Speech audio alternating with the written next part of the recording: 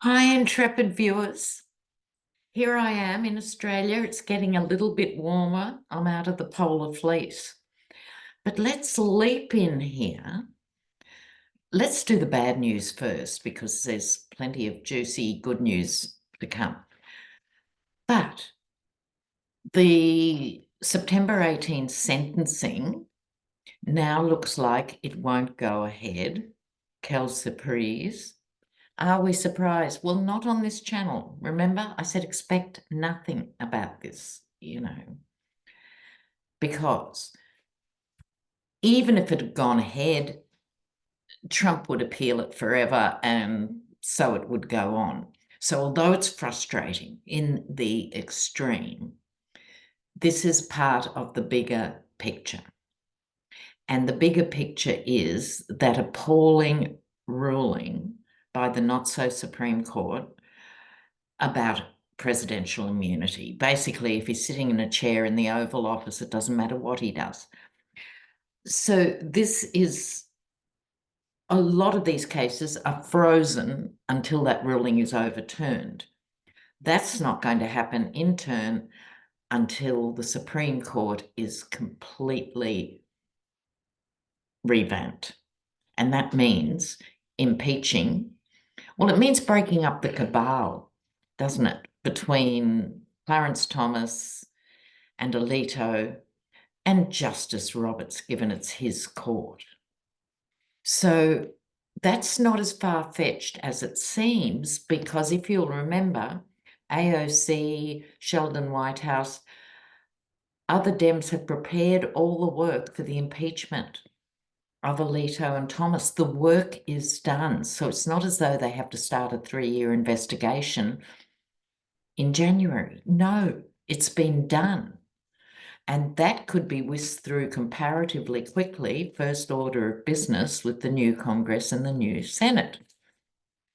Because basically it's holding the nation up and holding the nation to ransom.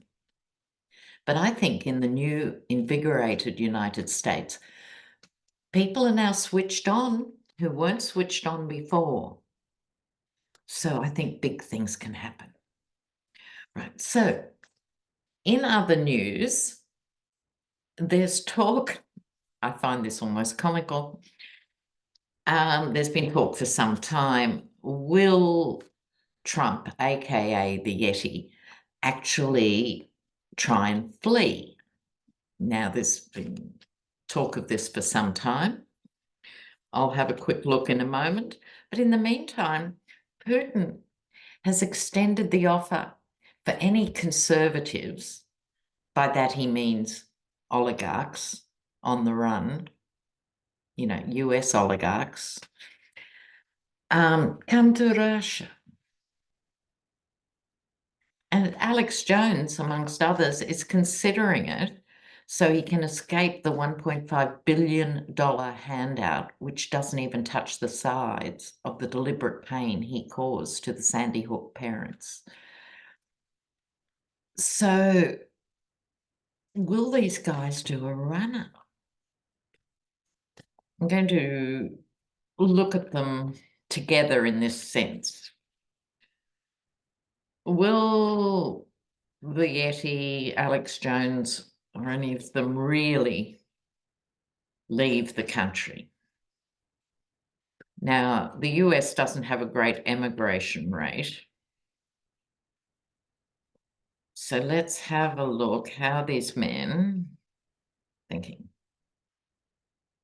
Will they go to Russia or somewhere else? Let's have a look here. Oh,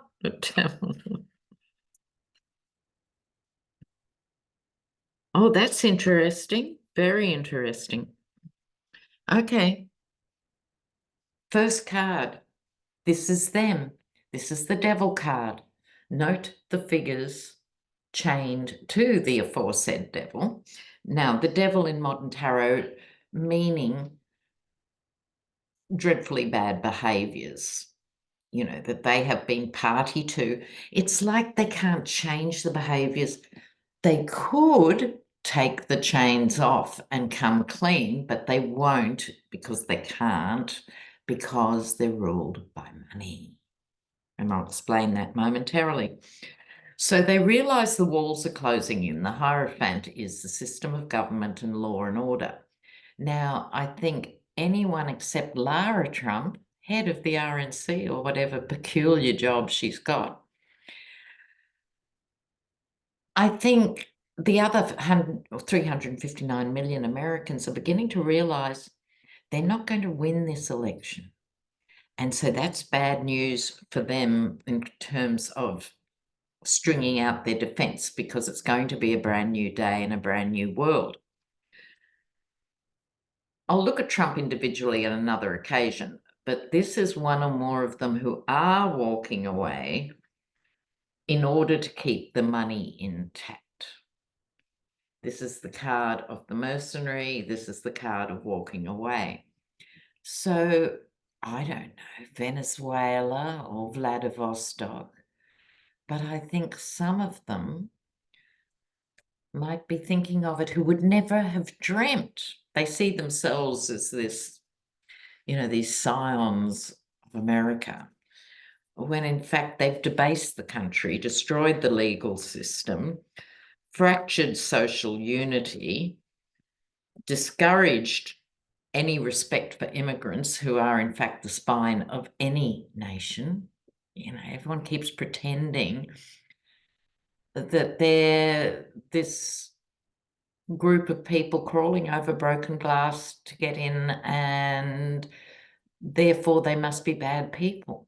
What do they think? Anyway, I don't know if the Yeti has an up-to-date passport,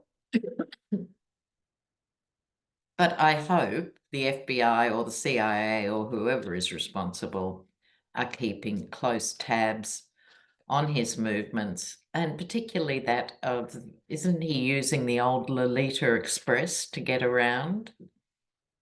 How apt. All right. So, dealing with slightly lesser mortals, we talked briefly last video about Tina Peters in Colorado. The jury has found her guilty, along with Generalist. I don't know why these people are still allowed to make deals 4 years on. Sorry, call me old school, but anyway, her license has only been suspended, her law license. Michael Cohen lost his, and frankly, he should have. We might be fond of him now, but back in the day, he was on board until he got caught. We mustn't forget. Respect for his mea culpa, one of the few who's ever come clean. But I'd like to see a bit more action there with, maybe, here's the thing. The Dems hopefully are getting in touch with the AGs of every single state, saying words to the effect, we're holding you responsible if there is corruption in your actual district, but saying that nicely or not, depending which state you're talking to. But people have to be aware, and a viewer wrote to me during the week, in her state, sorry, I've forgotten the state, they have introduced a brand new law. Anyone who tampers or interferes knowingly in an election, this is not a new crime, but it's a crime that will be prosecuted quickly. And I think there needs to be ads to that effect, so that people who are thinking, oh, well, I'm just helping out MAGA, and they only asked me to put a few votes in the back room that weren't going to be counted or something, they need to know. They need to know. So I'd like to see lots of Dem ads to that effect. So my question, though, is much more full on, which is, are the Dems being proactive enough in anticipating voter meddling? Meddling's too kind. Voter fraud. Are the Dems doing enough about voter fraud? Are the Dems doing enough about voter fraud? I'd like to think they're working on this night and day behind the scenes, but let's think. Are the Dems doing enough? Are they onto it? Are they onto it?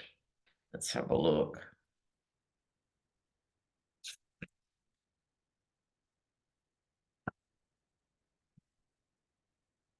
All right. I think they almost are, but not quite. There's still time. Don't be put off by this. I'm using the One World Tarot deck that I designed as part of a team, I have to say. But one of the things we deliberately did with this card, see the 10 swords, and 10 is the end of the numbers in tarot, then goes back to aces and twos. It's like they can't do any more damage than they did before, but that's quite a lot of damage. But here we see the phoenix rising. So it's like they've tried every trick in the book.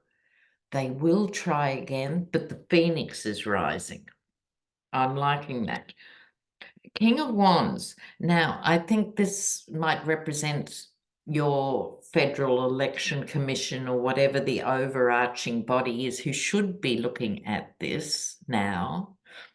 I think they are on the case. With these two, this is the wedding card or 4 strong pillars in the ground. They've got a good base for working on it. They are building teamwork in different states.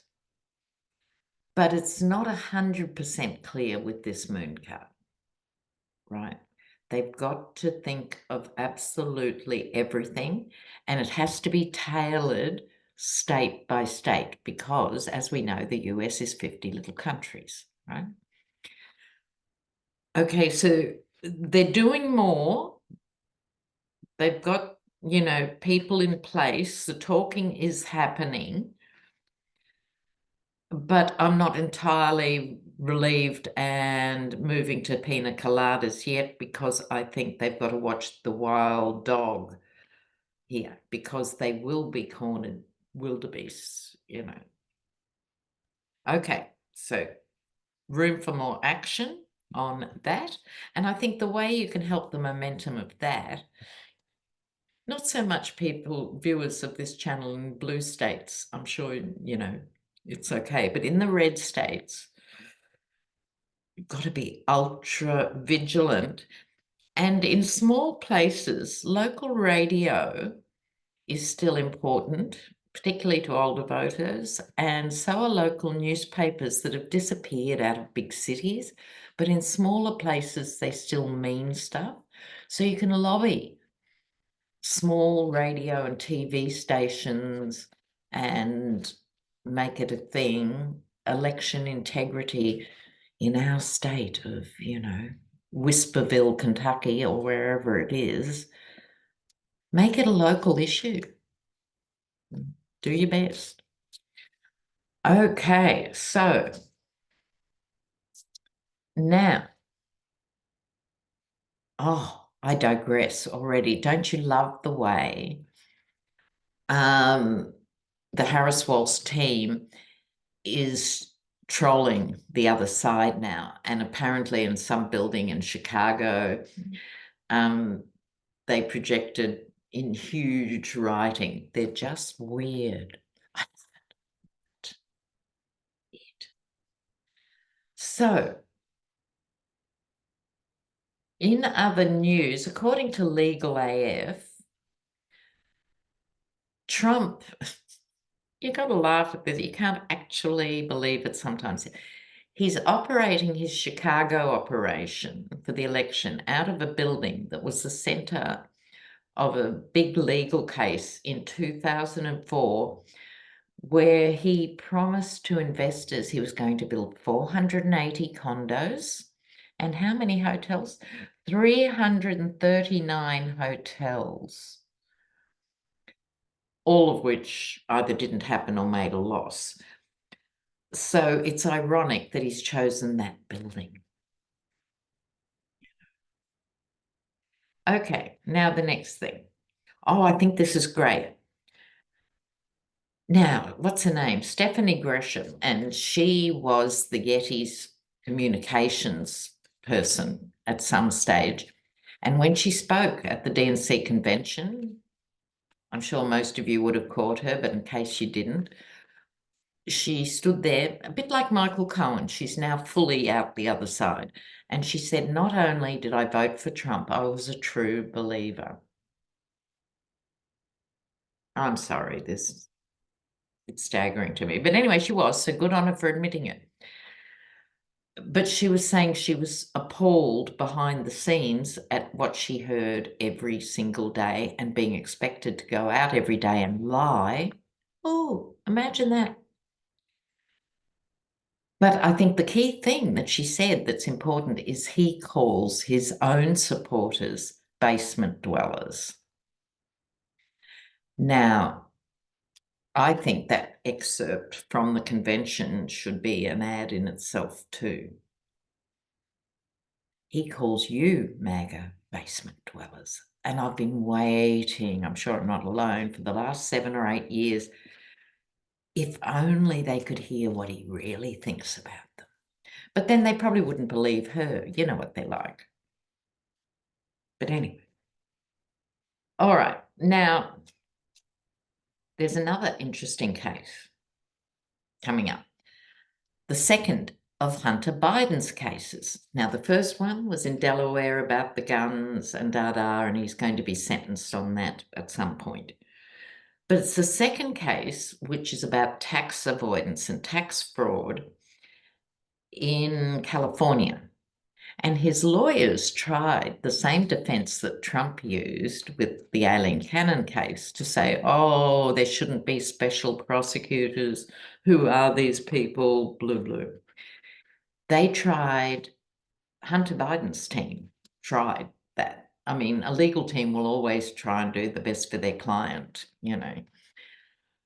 And they thought, well, it worked there, let's try it here. But it was smacked down and wasn't allowed. Now, why is this important?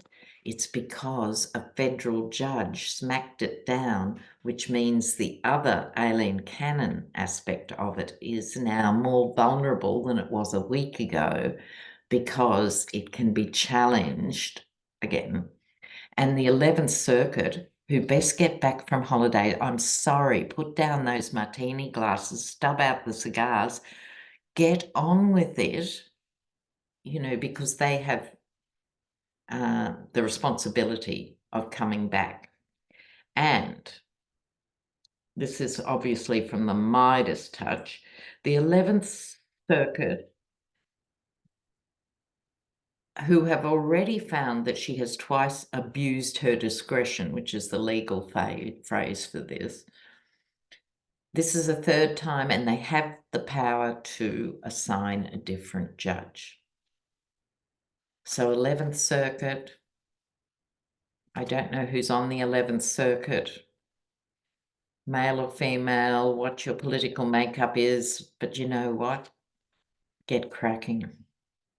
Let's have a look. What will they do? What will the 11th Circuit do about this? Will they use this new case? Have they already made up their minds? Are they scared of it? What's going on with the 11th Circuit? Because they're completely in the centre of the Jack Smith case. Let's have a look. 11th Circuit. Okay.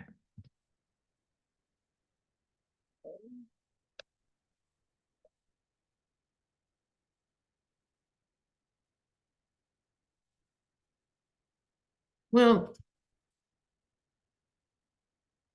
they're going to have to up their ante. What I'm getting here, these two cards in particular, 9 of Cups, 9 of Pentacles, they're both cards of sitting pretty, being comfortable. No, don't want to see them comfortable. They should be chafing at the bit. They should be having 8 coffees a day and working out this judgment. I don't like these two cards, but they are going to come up with a new ruling that will in some way come down I like this card a lot King of Swords, in terms of a big legal decision that's fearless. These are sort of wishy-washy. This is strong, fearless, crystal clear about the devilish antics that have gone on in the Canon Court. So I hope I'm right on that. Watching 11th Circuit get going. Now, let's talk about numbers for a minute.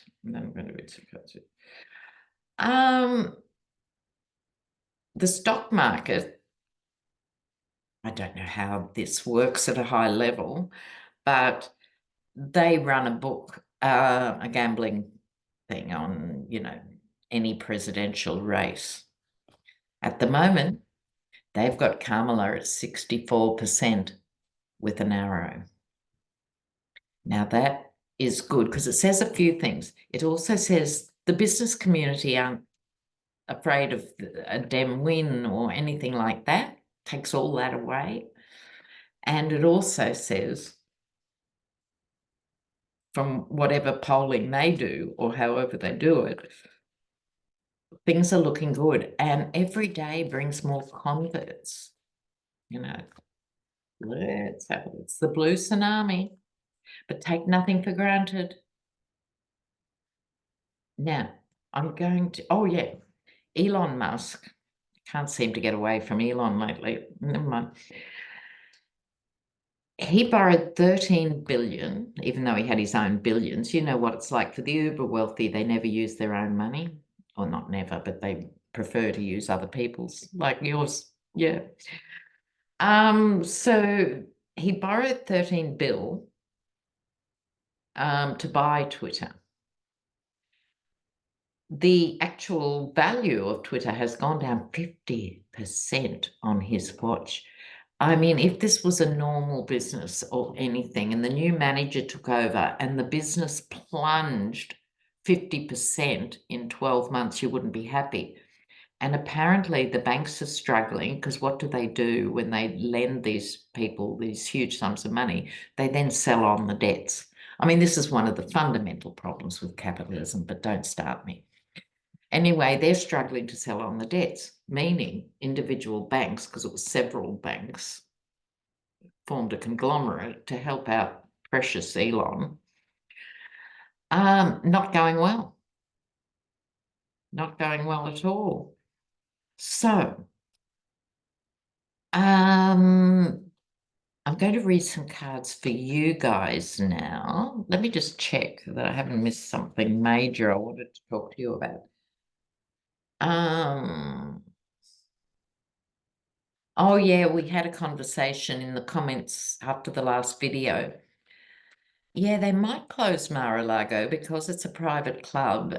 He's already broken the rules over and over. He's not supposed to stay there, I don't know, more than 30 days consecutively or 30 days a year or whatever it is, and he has continually done that. So can someone confirm for me, has he got another place in Florida, like a normal? What's normal about Trump's maisons, Has he got another place in Florida? Okay. Now,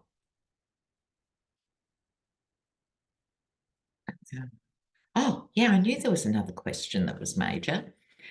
Some people are arguing that the Yeti's really bad speeches, and they are getting worse and more deranged. He's actually setting the scene for an insanity defense. I mean, my personal opinion, I'll see what the cards say. My personal opinion is he's too narcissistic. If there was another 78-year-old in this much legal trouble, I'd totally understand it, and their lawyers would be fully compliant. But I think his ego won't allow it. But let's take it out of his hands and say, will there be at some point an insanity defense for the Yeti? Oh, he'd hate that really, wouldn't he? Will that?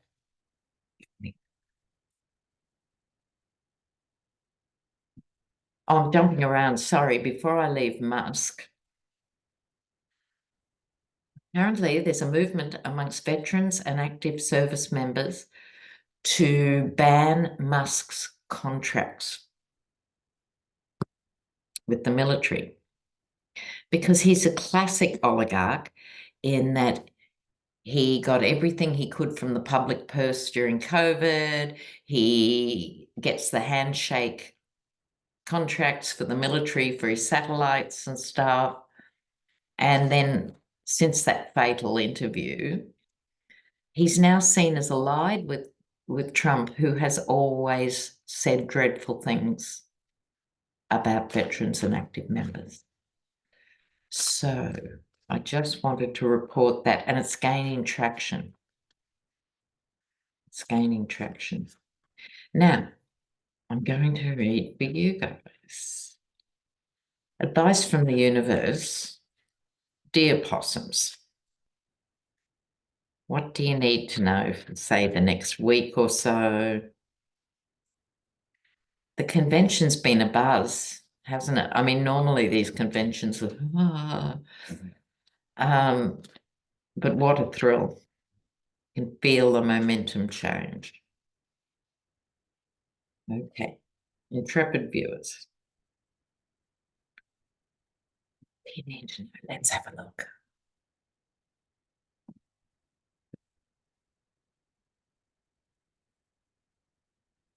Oh, oh, look. Love it. You guys are strong and you actually have the numbers. You can tame this MAGA beast. You can do this. You can absolutely do this. There's more work to be done. So no one can relax. And particularly if you're in a red state. And if you're a blue state viewer, get in touch with people in this community and say, is there anything I can do to help you, as a keyboard warrior, send something out or something? Everyone has to keep working at this. And I'm a great advocate of helping someone else to vote, just before I pull the last card. In several ways, that might be convincing someone who's not as Trumpian as they were, or it could be that someone, their politics isn't that bad, but they haven't bothered voting for 20 years. It could be that someone needs help to check their registration, check your own, and offer to help someone check theirs. And also because absentee votes, particularly like mail-in votes in red states, are going to be vulnerable, offer to take someone to the polling booth that day, if that's the difference, and sit with them on their, if they have mobility issues, with their Zimmer frame that then turns down to a flat seat, and have a thermos of warm coffee and whatever it takes. Help someone to vote doubles your vote. Now, look at this. This used to be my Greta Thunberg card when she was all the hot rage with climate change. This is you guys collectively with the sword of truth, sword of justice, galloping forward. This is the working on making connections, working and checking everything in your domestic and local sphere. And this is you guys in action. So remember the adage, right? Act local, think global. Go for it. Oh, bless. So send me a comment. Take care. Bye for now.